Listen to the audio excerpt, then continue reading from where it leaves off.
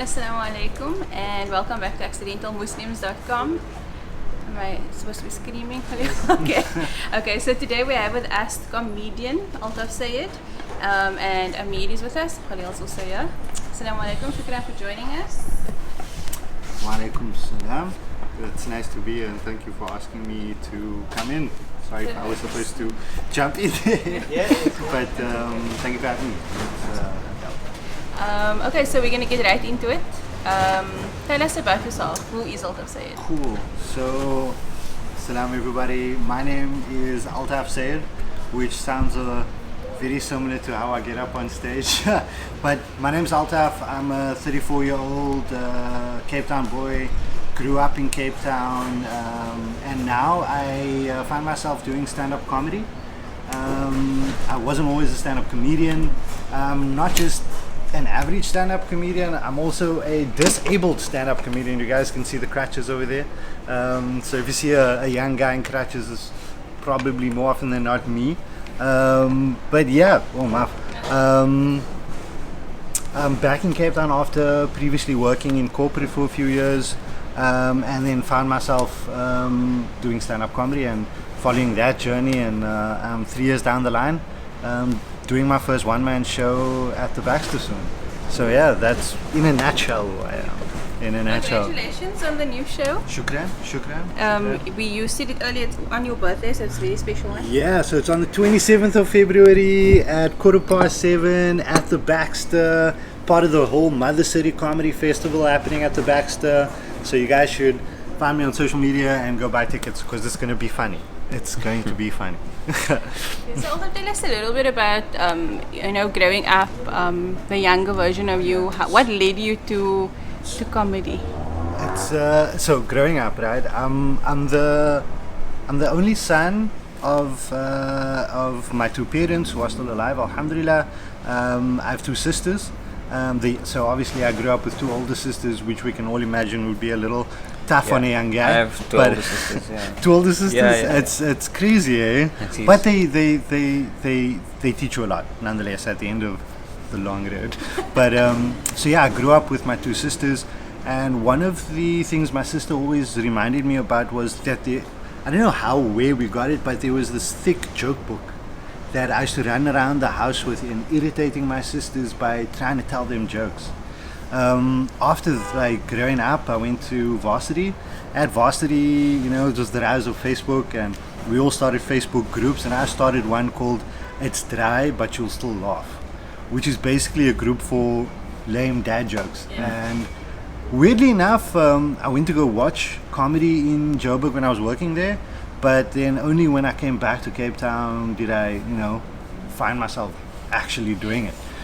So growing up, I grew up in Penlyn Estate, which is between Hanover Park and Rylands. Then later on in life, while I was at varsity, we moved to, as many people do, to Pinelands, and then we moved back to Rylands because my parents wanted to, be closer to the community and stuff like that. And then I moved to Joburg. So I studied business science, finance, UCT, eventually got a job. And then I started working as a strategy consultant for Accenture up in Joburg. Okay, cool. So I moved up there, stayed there for 4 years, moved back down, started working with clients here. And then my disability happened. So the disability is basically a disease. It's a neurological disease, but a degenerative one. So it's actually called adrenoleukodystrophy, which in short terms is X-linked ALD. Which is the whole family of the disease, and that basically means that it's what XALD means is that when you were born, your X chromosome, one of the genes in my X chromosome mutated, and technically it's the ABCD1 gene responsible for the mitochondria breaking down very long fatty acid chains, and the body can only sustain certain amounts of fatty acid chains based on the size of the chain. And if you have a buildup of that chain, it starts to break away the myelin sheath around your nerves. So basically I had nerves that were copper wires with no protective sheathing. So there's two types of this disease. The main one, I don't know if you guys watched the movie called Lorenzo's Oil. No. It's a movie about the disease, and if you are affected with it when you are younger, it actually starts melting the white matter in your brain, and then there's no cure, and you more often than not pass away. But then when you're older, and doesn't get your white matter when you're younger, it develops into something called adrenoleukodystrophy, which is the demyelination, which is very similar to multiple sclerosis but different. And this one is quite rare, and it's also degenerative. So and it's also hereditary. Okay. So because I was the first one in my family to be diagnosed, we tested my family, found out my sister was a carrier, and her child was being affected because he also became affected by the mutation. And luckily we caught him in time because he was able to go for a bone marrow transplant, and alhamdulillah he's living a good life now. Wow. It's always cool to see him because in some way I feel like Allah gave me a little bit of my fulfillment in life, because like, okay, if it wasn't for me, my nephew wouldn't have been saved. So yeah, it's I'm currently in crutches. It was a slow journey. First I had a cool ass walking stick, but the walking stick's not cutting it anymore. So now I need to do the whole 2 crutches thing. And yeah, so I'm Cape Town's, not too sure, only 2 crutch comedian so far. So yeah, that's basically like me growing up and the disability and stuff like that. So it's been a wild journey. Yeah. Cool. I saw the 2 crash comedian. I thought it's like I didn't realize it's like a literal, because you had it you have it everywhere. I think. Yeah. So I have it in my bio about and somebody, I didn't actually write that. Thankfully, another comedian, Eugene Matthews, he wrote it for me, and he was like, "Cool, this is it." And I tweeted, obviously, because in the end of the day, I haven't seen any other comedians in crutches. We see comedians in wheelchairs and stuff like that, but that's the unique factor, I guess. And it's weird because I'm doing stand-up. Yeah. So the irony is all there. I have to ask you, do you ever feel like when you bring up the disability, people get awkward and they don't know they can laugh? All the time. Yeah. How do you deal with that? It's in 2 ways. So in the beginning, people used to ask me, and I used to get irritated because I have to repeat the same story over and over. But then people, I kind of like saw people's reaction, because normally people think, oh, you're in an accident or something, or a sports injury. But then I tell them the actual story, and then like I see the weight go through them, and I'm like, I didn't mean to do that to you. But then there's other times where people assume things, because people always assume why I'm in crutches, and they come up with the most ridiculous of things. And I have loads of jokes about that. Like this one time I was actually dressed in a suit, going to a job interview, and I was catching an Uber, right? And I get into the Uber, and the Uber driver looks at me and he's like, "Yo man, don't you do mixed martial arts?" And I was like, "Dude, I'm in crutches. I don't even do single martial arts." You know what I mean? And then I'm like, "Why are you asking me?" And then he looks at me, he's like, "No man, it's because you're wearing a Muay Thai." Yo. And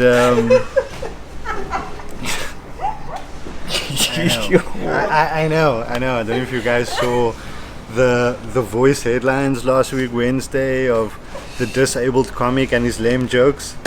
That was me. So I have lots of lame jokes, and it's funny because I'm going lame.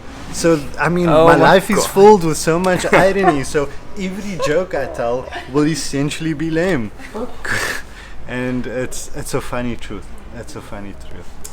So It's really, really awesome to see how you've actually used it in a very positive way, I think. I mean, if it wasn't for alhamdulillah, my parents' upbringing, they kind of, set things in my mind about you can be 1 or 2 people.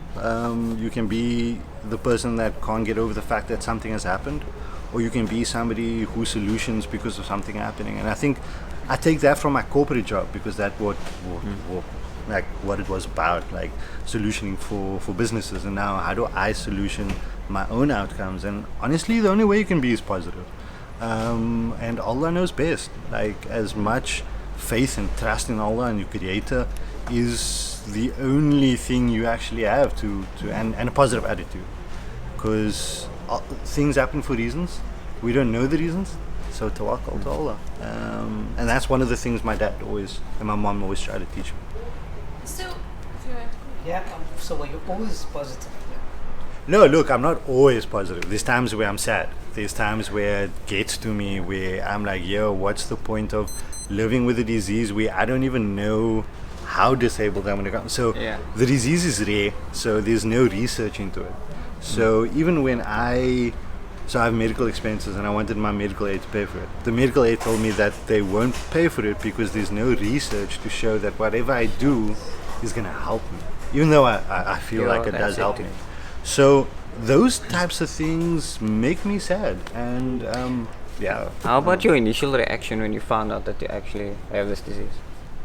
The initial reaction, I was in Joburg, I was in a hospital close to Hillbrow, and the doctor diagnosed me with, well, he misdiagnosed me. Okay. He first told me that I have ALS, which is what Joost van der Westhuizen had. Oh, okay. And then I came down to Cape Town, saw multiple doctors trying to get a second opinion, and it was, because I didn't realize the effect of it, it wasn't that harsh. But the worse it gets, I think the reality is slowly setting in, because in the positivity thing, it's me not internally accepting it that makes me strive to do something else about it. Because if I accept it, I feel like I'll just be that, and I say this with inverted commas, that disabled guy. Because I've come across disabled people that aren't really positive and don't have a great outlook, and I mean, it's hard to do that.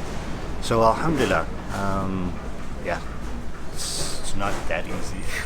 It's not that easy. Of course not. So you were incorporated when you found out all of this, and then what made you decide to switch? Because that is a very big.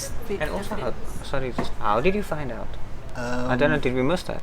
In terms of symptoms. In terms of symptoms, my brother knows a doctor, Okay. and I was down from Joburg visiting over December, and there's a long walkway in their house, and I was walking, and he noticed that I was struggling, and he's like, yo, what's up? And then I just opened up, because I didn't even know, because I was experiencing all these symptoms and I didn't know. I just thought I was unfit. Because naturally, if you don't know what's going on, you think you know. And then he told me, no, we have to get it checked out. And then I went then I had to go back to Joburg, where I saw a neurologist there, and that didn't end up well. I came back to Cape Town, saw a whole bunch of doctors, and then luckily my uncle knew the head of neurology at Stellenbosch, and I went to go see him, and he said, look, in order to I think it's this, but we have to send your blood to the UK. We'll get an answer in 3 months. Yes. He sent it away. I was in Joburg. He gave me a call. And then to confirm the diagnosis, you have to go for a genetic test. So I went for genetic testing in Joburg. And they confirmed that, yes, your ABCD1 gene is mutated, you have this thing. Thankfully, my sister was in Joburg to actually be there with me. And it was a surreal experience. It was very surreal. And then I moved back to being in corporate, and then finding out corporate was actually pretty awesome about it. They knew and realized that I was an out of towner. My regional home is Cape Town. They transferred me to the Cape Town office to work on clients here, so that I could be around my doctors and support structure. And the funny story about how I actually called it quits at work, I was at a client and I was leading the team, and I came back from a meeting, and I usually park in the disabled bay, but somebody had parked in the disabled bay, and I looked inside and they didn't have a sticker, which obviously as a disabled person irritates me, because people are being inconsiderate, which happens a lot. But anyways, I then went to go explain the situation to the receptionist, and obviously I was irate. That whole situation blew out to a point where the client didn't like the fact that I complained about somebody parking in a disabled bay and asked me to be removed from the team working on their project. And that's when I realized that capitalism and human rights don't sit on the same equilibrium, and I decided to apply for medical boarding, and alhamdulillah it went through, and here I am, because I think the disease and everything, to handle it became a bit too much on a daily basis. Just from a movement perspective, to be able to go to meetings and do those sort of things. So it's not just the movement, is all the internal organs also not were functioning properly. So that just complicates the situation. And I think I made a good decision. Do you face any other kind of like discrimination, or do you feel like you spoke about human rights now? Yeah. Do you feel like it's infringed upon in any way? Yes. The first one being the disabled parking. It's a very big one, and it's even more because people don't expect a young person to be disabled. True, yeah. So when I'm in the disabled bay, I get so many looks from so many people, and I've been approached by so many aunties telling me that I'm parked in a disabled bay, and then me telling them. There was this one time, I don't know if you know the Rylands shopping center, the new one, right? So now I pull up there, and there's a guy parked over 2 disabled bays. So now I get out of the car and I'm like, yo, who's parked like this? And the guy comes out holding 2 big cans of creatine. Right? Then I'm like, yo man, you're not allowed to park here. And he's like, why? I tell him it's a disabled bay. And then he goes, why do disabled people get bays? So now I'm shocked. So I'm like, because they can't walk far. Then the guy looks at me and tells me, yeah, but they can crawl. So now if society's outlook and consideration levels and just perception of disabled people are like that, then that's just entire discrimination. I just want to be looked at as an equal and be considerate, have some empathy in a way. Yeah. So just a step back quickly. So from you told us about how you left, you called it quits with the corporate. So was it a natural switch to go from that to comedy? Was that like a backup plan? It's still not. So there's more to this, right? My journey in stand-up comedy is not really related to my disability. Okay, so I got married in 2016, and I was having a tough time in my marriage.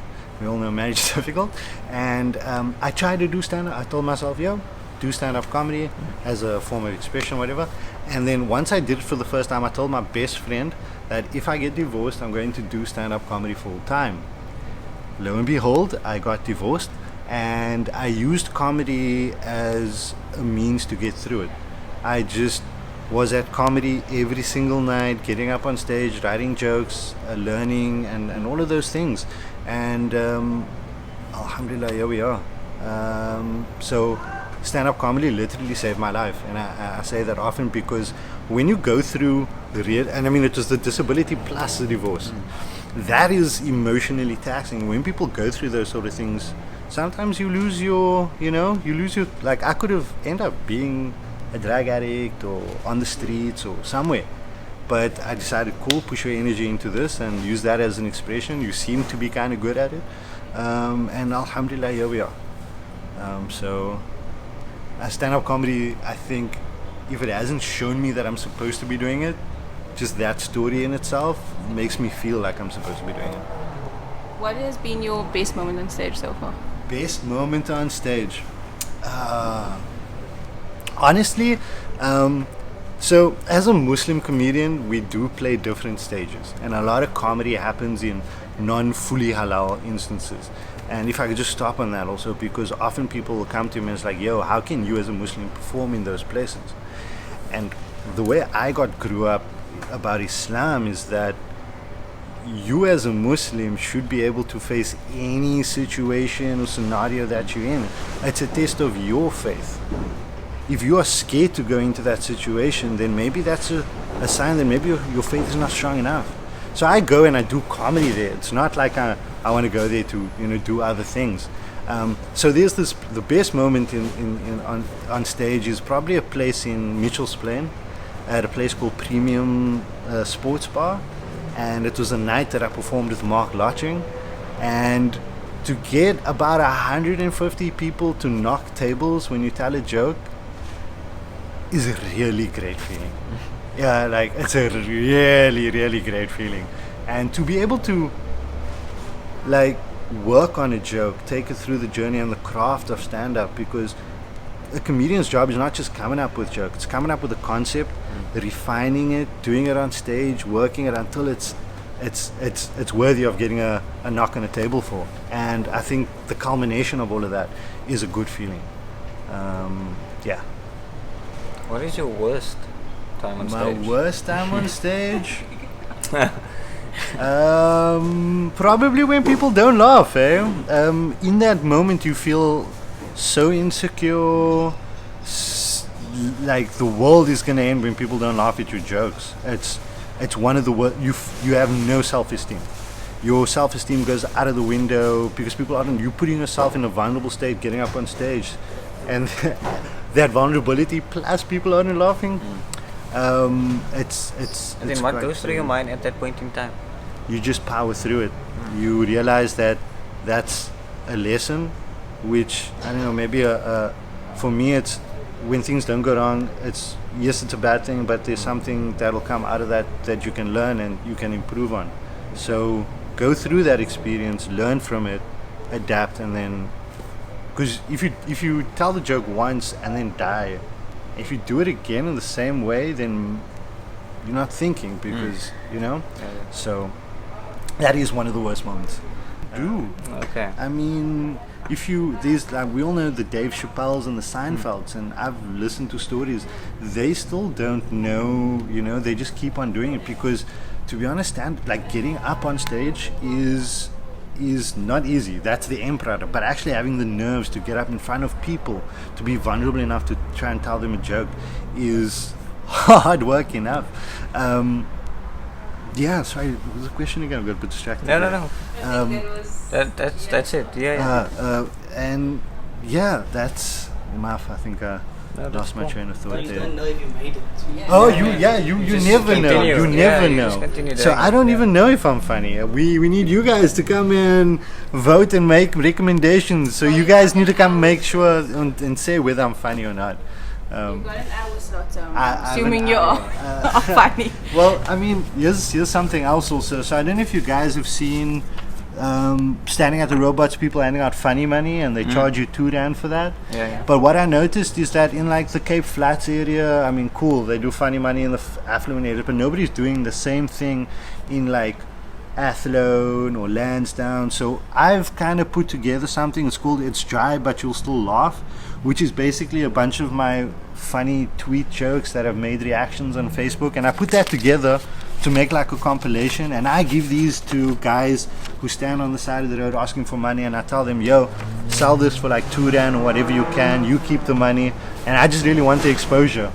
So they keep asking me for more, so hopefully that's been working for them, and I just need to get more printed. So try to and that's part of the hard work as well, creating a name for yourself. It's not just being funny, otherwise nobody will know you're funny. That's why I'm here. Do you have any mentors? My favorite South African comedians are Loyiso Gola, number one, number two, Joey Rastin. Joey Rastin especially because he's Muslim, and he also surprises me at how much knowledge he has about Islam.